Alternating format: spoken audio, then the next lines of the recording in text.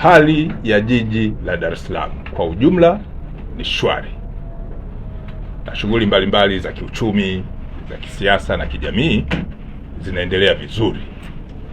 Lakini mkazo wetu mkubwa sisi polisi kanda maalum ya Dar es Salaam ni watu kufuata sheria na kuitunza amani ya nchi hii. Napenda niwakumbushe, hivi karibuni tarehe 16 Mei mwaka huu wa 2026, Jeshi la Polisi kanda maalum ya Dar es Salaam liliwaarifu kufanya uchunguzi wa kina juu ya mauaji ya mtu aliyefahamika kwa jina la Baozan Lee, ambaye huyu alikuwa mwenye asili ya China au mwenye utaifa wa China. Mtu huyu alikuwa ni mmiliki wa kiwanda cha kuchakata chupa ambacho kilifahamika kwa jina la Zingli, ambacho kiko eneo la Mabibo, Ubungo, Dar es Salaam. Mtu huyu, kama mnakumbuka, aliuawa kikatili na watu waliodaiwa kuwa walikuwa ni walinzi wa kiwanda hicho. Kifo hiki na mauaji haya yalijenga taharuki miongoni mwa umma na jamii ya watu waliokuwa wanamfahamu mtu huyo. Jeshi la Polisi kanda maalum ya Dar es Salaam liliahidi kufanya uchunguzi wa kina, lakini pia uchunguzi huu umehusisha mamlaka zingine za kiuchunguzi ambazo zipo ndani ya Jeshi la Polisi. Ufuatiliaji umefanyika na Jeshi la Polisi limefanikiwa kuwakamata watuhumiwa 4 katika maeneo tofauti tofauti kuhusiana na tukio hili la mauaji.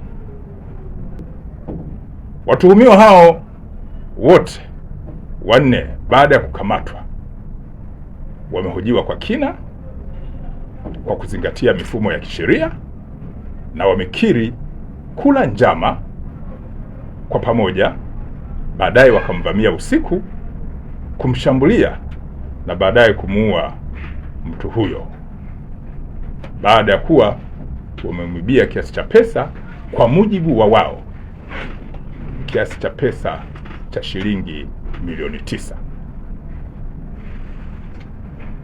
Pesa hizo wanadai zilikuwa ndani kwenye kiwanda hicho, na mara baada ya kufanya tukio hilo na kuiba pesa hizo, walitoroka na kuelekea maeneo tofauti tofauti. Watuhumiwa hawa, baadhi yao 2 wamekamatwa eneo la Namanga mkoani Arusha, na wengine 2 wamekamatwa eneo la Mabibo hapa jijini Dar es Salaam kwa siku tofauti tofauti. Watuhumiwa waliokamatwa wamejulikana kwa majina ya Godson Simon au maarufu kwa jina la Laizer. Huyu ana miaka 25, ni mkazi wa eneo linaloitwa Okolili, Siha, mkoani Kilimanjaro. Mtu mwingine aliyekamatwa ni Elisha Saitoti maarufu kama Lukmai. Huyu ana umri wa miaka 24 na ni mkazi wa eneo linaloitwa Mkonde, Handeni, mkoani Tanga.